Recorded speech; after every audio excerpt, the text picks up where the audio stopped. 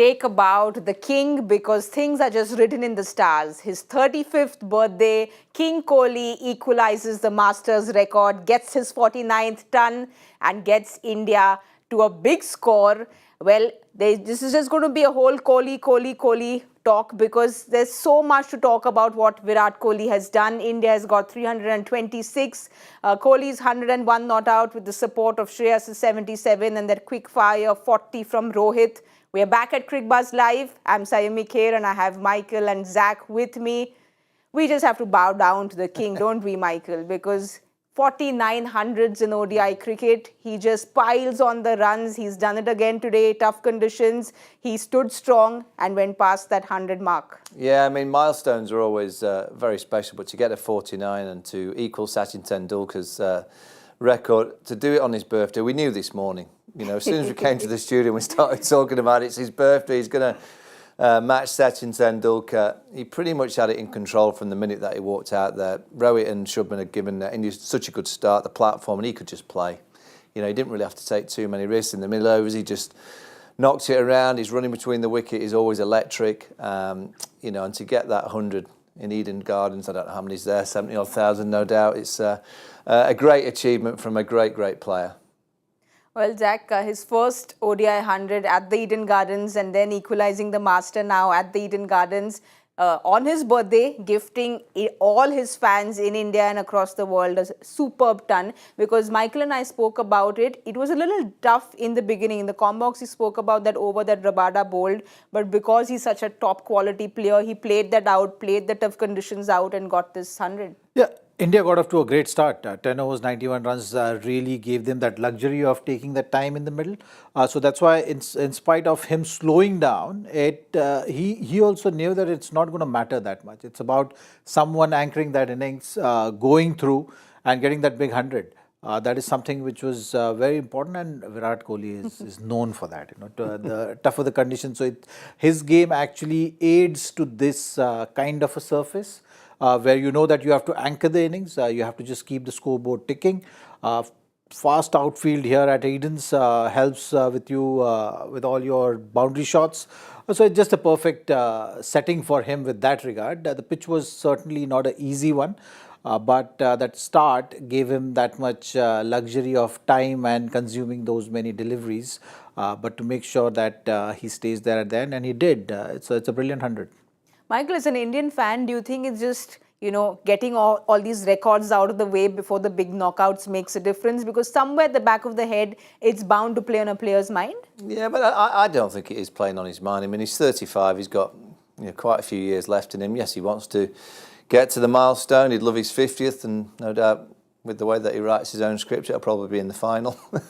He might try and get it against the Netherlands this week, and obviously a semi-final, but true great sports people, generally, they do special things at the right time. And at the most pivotal time is when everyone's watching in a World Cup.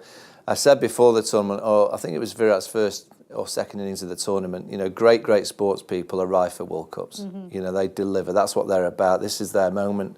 They have this mechanism in their heads that I don't know how they do it.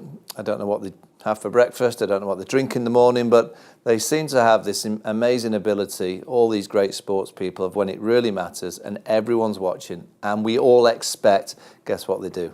They generally deliver. Zach, you know, you said that he slowed down a little bit, but it's also the conditions you said which were very difficult. Against spin, he was a little slow, 41 of 64 balls, especially against Maharaj. You know, you could see how well Maharaj was bowling. He was hitting those beautiful cover drives and those flicks which he is known for. But against spin, he was a little slow. Look, you look at that innings-defining partnership between him and Shreyas. The timing of that partnership was crucial. You had to make sure after those two successive wickets, Rohit and Shubman getting that beauty of a delivery from Maharaj. After that, you kind of have that communication as two batters there in the middle. Shreyas was at that stage taking a lot of time. So Shreyas was on 17 of 37, yes. 40 deliveries. He picked up later, but till that point, Virat was in control of that partnership. He was making sure that the pressure is not coming on to them too much. They're still taking around 5 runs per over, which was important at that stage. The start gave them that luxury that effective run rate at that stage was still hovering around 6. So I think it's just about absorbing that pressure at that stage. The wicket was helpful for the spinners. In fact, if you look at it, Shamsi was little off the boil today. If he had come to the party for South Africa, it would have been a different day for them. Wasn't the case because Shreyas put Shamsi under pressure. So that partnership was very crucial one that set the platform for India to go beyond 300 in excess of that, and Virat actually staying not out. So that shows that it's the communication around the batters, understanding that this pitch is not the pitch where you can just go and show authority on bowlers. It's a pitch where you have to grind, and that middle phase of the game is going to be a tricky one. Virat doing a good job today. Michael, Zach spoke about the crucial partnership because both Rohit gave a great start to India, but then Gill went early. They went on to getting a 134-run partnership. Initially, Shreyas was a little slow, but after his 50, he really shifted gears. Yeah, I mean, he had a couple of great shots off Shamsi over mid-off, just kind of step hits, which was Shreyas at his best. But I think he struggled because it was tough. You know, Maharaj was in the middle of a fantastic spell, no boundaries off the left-arm spinner, which is remarkable when you know how well the Indian players play spin. But there you go, you know, Shreyas kind of ground it out at the start, found it difficult to find the boundary, and then he started to get going towards the back end, and then he got into fifth gear, and it was just all about trying to clear the ropes and hit the boundary, while Virat could just play the anchor role at the other end. I mean, South Africa won't be disappointed. You know, I don't think they'll be sitting there thinking this isn't chaseable, because if the dew comes in, it does get a little bit easier. South Africa are a side, no, not in the chase, but they are a side that is, their brains are trained to get this score. You know, that's what they do. They get well over 300 on a regular basis, but it's batting first. Can they just continue with their brain training and pretend that they're batting first and chase it down?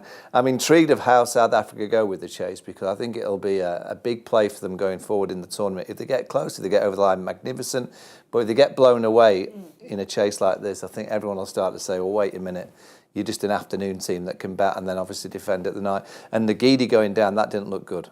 True. That looked bad for the big quip with the hamstring, and yes, they've got Coetzee who can replace him, but at this stage of the tournament, and Nagidi's been a real quality bowler for them, you don't want to be missing out on real quality players in your side, so that looks like it could be a nasty one. You know, Zach, before we go to the South African bowling, just a little bit on Rohit, because he came all guns blazing, and we spoke about how he gave India the perfect start, and which is why Shreyas and Virat could, you know, take those singles and then steady the ship, because Rohit gave this fiery start to India. Yeah, the 91 in the first 10 was phenomenal. 40 of 24. I mean, you know, how many times you see that kind of scores in the first 10 overs from a batter, you feel, unless it's a T20 game. So his approach, he has been very clear right from the word go, leading up to the World Cup. He's been very conscious of that fact that I'm going to focus on my strike rate. I want to play this brand of cricket where the first 10 overs, we're going to stamp our authority on the bowlers, on the game, and you put them on the back foot. That opens up the game. You have solid middle order players as well. So Shreyas, Virat, and KL also comes into picture. You lay the foundation. I think, you know, today was a classic example of that, because this pitch didn't look like a 326 pitch when the game started. But they still managed to get that. And they could do it only because of the start. Because that start, you put Marco Jansen under pressure. We've been talking about what kind of a player he's turning into. But today he was put under pressure. And Shamsi also, you felt that pressure when he came on to bowl. So even though there was help in the pitch, he was not the bowler which he could have been, or what we've seen when there is some assistance from the pitch. So those kind of things, I think, happen once you have the positive intent, once you have the right approach, and you get the bowlers on defensive. I think today was a classic example of that. 50 overs, maybe 280 was a kind of a total which South Africa should have been really happy with if they had bowled well on this pitch. I think they bowled well in patches, but that start was a crucial one. Yeah, Rohit just counted. Can I ask you a question just on Virat's 40? Does that mean he's now equally as good as Sachin? Well, they're both. I'm just asking you. I know you're a big Sachin fan. I'm just asking. Direct question: is it a yes or a no? Well, it's like choosing Federer and Sachin. You I'm just can't asking make you a choices. question. It's like me asking you, do you like your daughter or son better? How do you know? How can you choose? Very good question. See, Michael, you can't put But what me in the happens if he spot. gets to 50? Does You that can't mean put me in the does- spot. Does See, that mean he's better than Sachin? personally, I am a Sachin loyalist because I've grown up watching the man. But you can't take away Virat and his greatness because we're just seeing what Virat is doing. So you can't take away the greatness from I'm the going man. to keep asking you that question throughout Please the rest do. of the World Cup. I've just grown up watching. When you are young and you watch your heroes, you grow up idolizing them. But of course, with this generation, Virat, you can see what he's doing, Michael. But coming back to today's game, instead of putting me on the spot, just a little bit more on Rohit, because he seemed really disappointed when he went because he was hitting the ball so well. And even the shot that he hit, beautiful shot, unfortunately straight to the fielder. I think he was disappointed because he was having a load of fun. he was smoking them to all parts. That little flick over mid-wicket for 6. I love his mindset. I think it's so important to win a World Cup. Your leader has to really define his role, and your leader has to lead from the front. In whatever your leader's role is, he has to stick to that. And clearly, Rohit has defined this role at the top of the order. His role is to go out there and cause a bit of chaos. Just speaking about leaders, do you think Bumrah was a little defensive considering they got those 2 wickets, Zach? You think he could have been a little more aggressive with the field placements? Look, I think it was, to me, one of those games where you knew that Indian team is going to come, and the kind of form they've been showing, they're going to put South African bowlers under pressure. And once they're under pressure, once the individuals are not responding, then the captain can only do that much. I think, to me, Shamsi, if he was bowling aggressively, taking more chances, maybe thinking of more wickets, it looked like he was under pressure, he was bowling to the batters which he was bowling to. He was not just looking to get his rhythm going, use the pitch, use the help on offer, which Maharaj did. Maybe the start with Shubman's wicket helped get him into that kind of a rhythm. But if you have to just pinpoint one moment, I think it's Jansen's start of that first power play spell, which was under pressure. And then after that, Shamsi not really responding the way he should have. KG and Keshav Maharaj, actually that phase of the game, tried to control, build pressure. You could see Shreyas under that pressure could have faltered, and then it would have opened up one end. So even if Virat had scored, you still would have looked at, say, 30-40 runs difference, which you're talking about. Yeah, that was the missing link. His problem as a captain was that the start, India got so far ahead of the game that he had to try and almost drag it back. So when Maharaj was bowling beautifully, and for India not to hit a boundaries, go back to last night, Zampa 21 off 10, tonight 31, the left-arm spinner. I think what Temba was having to do is almost just kind of stay in the game. I think looking back, he could have potentially, but particularly to Shreyas Iyer, he could have brought a fielder up and say, go on, try and whack one over the top to try and get another wicket or two to put India under a bit more pressure. But when you're so far behind the game, you're kind of just trying to stay in. You're trying to juggle your kind of pieces to just try and make sure that you're not completely blown out in the first 20, 25 overs. So I can kind of understand, looking back, why he didn't kind of put the squeeze on, because he just wanted to stay in the game. But he's probably in that dressing room thinking, why didn't I just try and get a couple more wickets? But that's hindsight at the end of the 50 overs. But we spoke about Jansen and how he seemed a little off colour. He's gone for 94 runs, Michael. It's almost like the counter-attack that Rohit had from the beginning, which kind of threw him off, you think? Yeah, no swing. No swing, and also the lack of pace. I think when he's bowled really well in this World Cup, and it's been on pretty much a regular basis, it's been with the lights on and he's getting that zip and a little bit of movement. You take that movement away, you take that zip, I think that's just getting on the front foot, because they're not worried about the short ball. They're not worried about that hoop coming back into the pads. I think when a left-arm bowler is swinging it back into a right-hander, everything's in the game. Now, Zach will tell you, he knows he can just turn it around and bowl a straight one. That's a nightmare for a right-hander because you're expecting it to come back. And obviously when there's a bit more zip in the surface, that bouncer becomes more of a threat. There was no real threat. It was harder today. You can't judge him purely on today because he probably missed his lines and length, because you're up against one of the greats in Rohit Sharma. He puts you under pressure. I mean, I've seen Rohit do that to many. He's not the first and he won't be the last. When Rohit starts to get going, he just had one thought, and that was boundaries. And on a pitch like that, fast outfield, it's very, very difficult to keep him quiet. Zach's just an off day, because he spoke about it in the pre-match show, how if he doesn't have assist with regards to swing, he takes assist from the pitch. So not too much to read into, and just an off day, you think? No, I think you get into the game as a bowler when you're playing against a strong side. knowing that your margin of error is going to be small, and that puts you under pressure.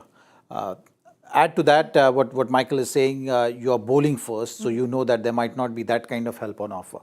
So you're starting to think that nervous energy is increasing. Add to that, you start with a ball which is down the leg, goes for a boundary, which is going to straight away put you under pressure with control. And in the game time, at times it's difficult to find your balance as quickly as possible. And the positive, aggressive approach of Rohit, knowing that he's not going to take his time, that also adds more pressure. He starts with playing a couple of shots that puts you further under pressure. First 1 over, 2 over, you are 20 runs. So that's the kind of pressure you're talking about. So I think for Marco Jansen, it's still early days. He's had a good tournament so far. One off day, yes, but a lot to learn from. I think, for him, it's going to be a process, and more so not skill-wise, but the psychological aspect of the game will come into play for him, that, okay, if someone puts me under pressure, or if I'm not getting my rhythm, what is the thing which I can do, or I can try? How can I get as quickly as possible, find that balance again, hit that reset button within the game time and start again. It's just a process, I think. He's got plenty of time to do all these things and learn all these things. But yeah, today was certainly more of a mental aspect than a skill set. But Michael, Maharaj was just absolutely beautiful, and especially that delivery to Gill. Were you just a little surprised that the Indian batters were not sweeping him enough? Yeah, I mean, I go back to that night. Last night, England didn't sweep Adam Zampa. Maharaj just fires it into leg stump to the right hand. I actually watched that kind of spell and thought, India are lacking a left-handed batter.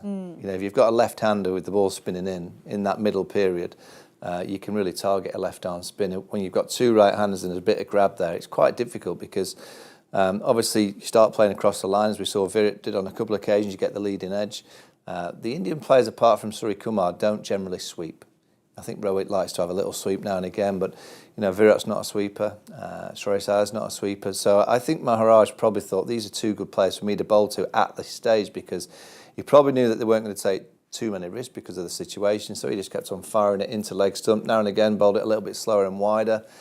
He's got it on a string. I saw him bowl against New Zealand in Pune in the second innings, and he was spinning it under the lights. He's just got really nice shape on the ball, full of confidence. He bowled beautifully. And when you think he's not mystery, he's not going to suddenly bowl a doosra. So you're only thinking about it going one way. And for him to go for 31 against world-class players, a tremendous return. And 30 dot balls, Zach, because that really kind of suffocates batters. Thankfully for India, both Shreyas and Virat didn't throw their wicket around in spite of them going for so many dot balls. Yeah, it was that phase of the game which we're talking about, and that partnership, knowing that that consolidation phase is going to be very important. Shreyas was willing to take his time. The pressure was getting to it, and that's the phase which I'm talking about, where South Africa had that little chance. Maharaj kept it very tight, bowled a good spell. First ball wicket just helped him get into his rhythm. But I think, to me, the main factor was Shamsi. I think Shamsi coming in at that stage and making a strong partnership with Maharaj would have changed the whole course of the game. But Michael, even for India, the lower order with Jadeja and Surya. Surya came in and was accelerating right away. They had that 36 partnership between Kohli and Surya, and then Kohli and Jadeja was 41. So very crucial runs there for India. Yeah, you'd expect that down the back end. When you've got wickets in hand, very, very difficult to restrict these players and teams to 6 and 7 and over. You pretty much know they're going to score at 10s and beyond. India have got a formidable batting lineup. I mean, they generally don't change the lineup, but I would just be concerned about the lack of no left-hander. It had another real quality spinner bowling well that was taken away from the right-handers. India could have been in trouble today. Because the fact that Shamsi didn't bowl well and he's spinning it back into the right-handers, they just kept on working him away, and he was always bowling them bad balls. So that'd be one area that I think teams might try and target India. They'd try and get spinners to take it away from the right-handers, because that's all they've got in the middle of the order. Well, we'll have a look at the chase now, and Zach, Eden Gardens under lights. How much is this going to assist a Siraj, Shami and Bumrah? Well, I think it doesn't matter how the pitch is behaving for them. It's just the kind of mindset they're in. They are able to repeat good length deliveries. You've seen that with Shami also, and that Ben Stokes over which he bowled to against him against that England game. It is just so accurate, and it just they're carrying on with that kind of a form. The processes are something which they've been focusing on. It's working for them. So they're just going to go and back themselves to do that. Early wicket is definitely going to reinforce that belief, and it's just going to be very difficult for South Africa from there on. I think Quinton de Kock will be looking to be positive against the seamers. But Bumrah and Siraj, I think they're just going to continue with the process which they've been following. But Zach, considering you're in the studio and, well, Virat has just equaled the master. Shami went past your record in the last game for getting the most wickets in the World Cup. It must be a great feeling to see, well, another Indian seamer doing so well, and you spend so much time with him as well. Well, I've been saying that you have to make him play more games. He's taken such little time to achieve that. And that's phenomenal. If you look at his number of matches played in World Cups, it's just 14 games, 45 wickets. So this game, I think, is counted in that. He still has to go out there and bowl and look to get wickets. But those numbers are staggering. Those averages, those numbers which is done in such little time is phenomenal. Just put those numbers back up on the screen. I mean, Jasprit Bumrah, for me, I think everyone thinks he's the best bowler in the world in terms of the white ball. So 16 matches for his 33, 14 games for 45 wickets for Mohammad Shami. That is, well, that's ridiculous. It really is. Well, I don't know if you saw that. I don't know if you saw last week on a Pakistan TV show, Hassan Raza. He came up with an incredible thought that he said that he believes that India get different balls when they bowl. Yes. Yes, we all saw that is ridiculous. He thinks that India get a batch of white balls that have got more lacquer on and do more. And Wasim Akram, I think, was on the same show, and I think he said to Hassan, I think it might be that India have better bowlers than everyone else. But I've heard of some excuses in cricket, but to think that Hassan believes that India get a different batch of balls is well, conspiracy quite amusing. Theories in sport have always been hilarious. They really have been hilarious. But I've read that Shami actually has this facility in his farmhouse where he's got 3 pitches, one where it's completely dry, one with a little grass and one with a little grip to it. So he's made this himself and he goes and practices there. So it just kind of shows how dedicated he is towards working on his skill. I think it's a great example for modern day cricketers because a lot of the guys are stuck with the workload management, measuring everything exactly how you should be ready for the games. And Shami is basically keeping it very simple. He's saying, I'm a bowler, I just got to be bowling, I should be bowling fit, I should be able to do this day in, day out, and I should be accurate there. And it shows with his pitch maps, it shows with his approach how simple he keeps things. It's not about the format which he's playing, be it red ball cricket, white ball cricket, T20s. He's just going to basically keep at that length, which is a nagging length, which works in any format. He's looking to hit the deck hard. He's looking to extract that movement. And that's what has been working for him. And that's what is producing numbers. So, yeah, with that thought process, what he has done is just he's created that whole his own personal setup. I bet you he didn't have many of his family members putting the pads on. No, he invites people. He invites people to bat when he's bowling. He invites bowlers. He invites bowlers also just to have interaction or help them. So it's a great thought process. Yeah, he should be commended for that. And also what you're saying is this very old school way of training where he says that he's not so much a gym person. He likes to run around in his field and he has a gym set up. But he's more old school, Michael. Can you I mean, it's the argument, and the scientists and the boffins, as I call them, that have all these kind of numbers that certain age bowlers can only bowl a certain amount of overs, and then they have to rest, and then they bowl again. Just give me a bowler that wants to bowl. I'm pretty sure the more you bowl, your body gets used to it, and you just can control yourself in terms of when you know that you feel tired, and then you have a rest, and then you know, as a person, as a bowler, when you need to bowl a bit more to get in rhythm and what do you need to do. Do you need to run in a bit harder? That's down to you as a bowler. Yeah, old school. I like that. Fred Truman back in the day, back in the 60s, 70s and 80s. I don't know if he played in the 80s, certainly 60s and 70s. He used to just bowl thousands of overs every single year. He did all right. The modern generation, with all the scientists behind them, there seems to be a lot of injuries. Maybe there's too many scan machines. Back in the day, they didn't have scan machines to scan the backs and the shins and the knees. But yeah, it's nice to hear that Mohammed Shami is a little bit of the old school. Well, talking about unique ways of training, there's Rassie van der Dusen as well, who he lays out obstacles in his house and juggles 3 balls to focus and improve his concentration, is what I've read. And he's somebody who has been the best supporting cast, if I can say, for a Quinton de Kock in this World Cup. 200 strike, his strike rate has been great. No pressure on Quinton because he's striking at 94 point, almost 95. So he's been the perfect support, Zach, you feel, for Quinton? Absolutely. I think, looking at number 3 spot, he bats at number 3. So that is something, is very important spot for white ball cricket. So if you lose early wicket, that person has to have that ability of carrying the innings forward. You've seen that with Virat Kohli doing it day in, day out. And those phenomenal numbers eases the pressure off on the middle order. So that's something which Rassie van der Dusen have been doing for South Africa. And that batting is looking strong because of that. You have Quinton de Kock, who is going to be very fearless, looking to take the bowlers on with that first power play and the new ball. But if he fails to do that, then Rassie is someone who is going to step up.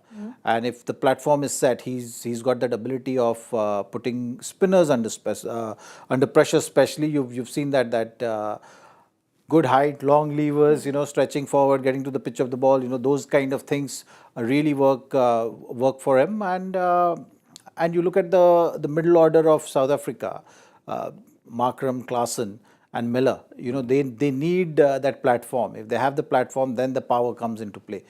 So from that point of view, I think this guy has been playing a great role for them. I'm really intrigued by the chase because the last 2 bowling performances India have produced against Sri Lanka all over the place. None of their players are in any kind of confident mood. England blew England away for 130 because England aren't playing well. This is the first time for a few games they're actually bowling against a team. All the batters are in form.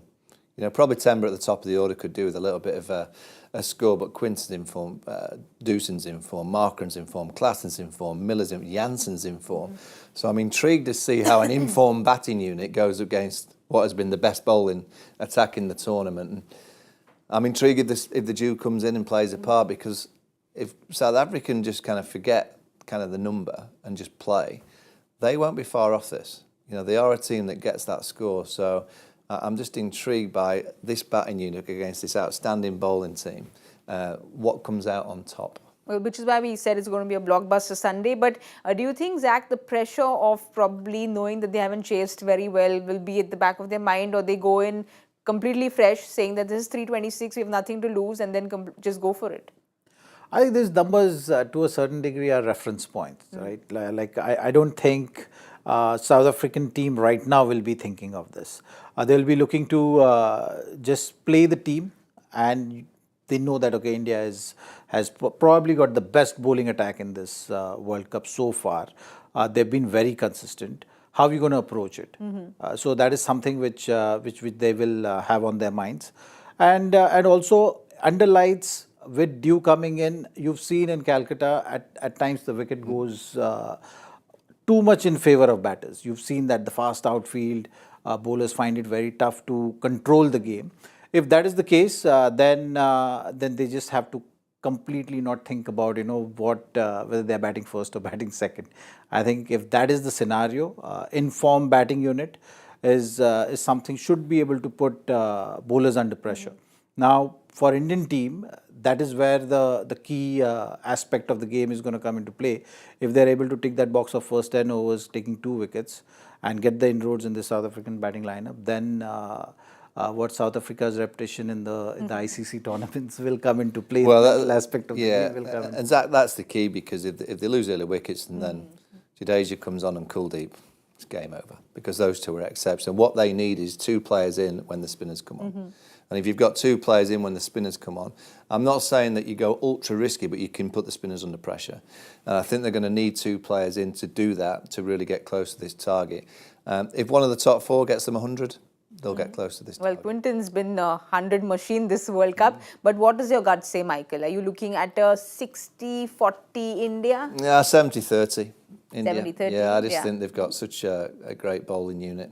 But I have a feeling that we'll probably be in the green room watching, having a bit of grub, probably thinking that there's a game on at some stage. But I just think India will be too strong. Zach, for you?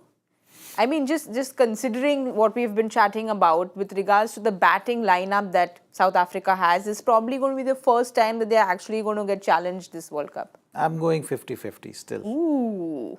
50-50. 50. And what about Purely yourself? because the middle order batting is looking too strong for South Africa, you know, so that's something. So in spite of losing early wickets, they might have like two batters standing together. You look at the Indian innings also, it's Shreyas and Virat putting that 130, 140 run partnership and Rohit giving that start. So I think if South Africa gets that kind of a start of maybe 60 runs, not 90, then they will be in the game, I feel, with this run chase. Michael, I think I'm going to go with a 65-35. It's going to be, I mean, it's only the dew factor because I feel if the dew sets in by like Is this 7. towards South Africa or India? No, 65 is India. okay. 65 is India because of checking. what Shami, Bumrah, Siraj have been doing. As long as the dew doesn't come in, I feel, till 7:30. But I've got something special to show both of you all and everyone watching at Cricbuzz Live. If you all haven't already, the master has spoken. So let's just see what he has to say. Well played, Virat. It took me 365 days to go from 49 to 50 earlier this year. I hope you go from 49 to 50 and break my record in the next few days. Congratulations. Well, the master speaks and like I was saying, Zach, records are meant to be broken and it always probably feels nicer when your countryman does it, doesn't it? No, in fact, when Sachin was retiring or when he had scored those 100 hundreds, a lot of people were saying, oh, this kind of record will be very tough to beat, or the ODI record or test record in isolation also is going to be a very tough ask for anyone. And when he was asked that question, he took two names. And those two names were Virat Kohli and Rohit Sharma. Yes. So he somehow knew that, you know, these players have got that ability. And both these players have actually proved him right. Because you look at the number of hundreds or number of 200s which Rohit also have scored, they've been on track. And Virat is just taking it to that level. And I'm sure Sachin will be very proud of the fact that, that his prediction has come true. Well, I think you all should also be very proud that my prediction has come true. Because I was just 2 runs away, 326, I'd said 324. So, guys, thank you. Well done. So we go again quickly because I think the second innings Well, has you go started. first because you're the leader. All right, so the leader goes first. I'm going to go with 71 in 10 overs. Well, that's a good start. Yeah, I think you might be right. 66. I'm going with 60. I've already predicted earlier in my conversation. So you've gone 60. 60, yeah. 60, 66, Okay, 71. we've got it. We've got it as a team. So let's see if our team wins. And we are going to now go and cut Virat's cake because that's what we're supposed to do. It's 100. It's his birthday. That's what we're going to do. But we'll catch you at the 15 over point at the Cricbuzz Combox.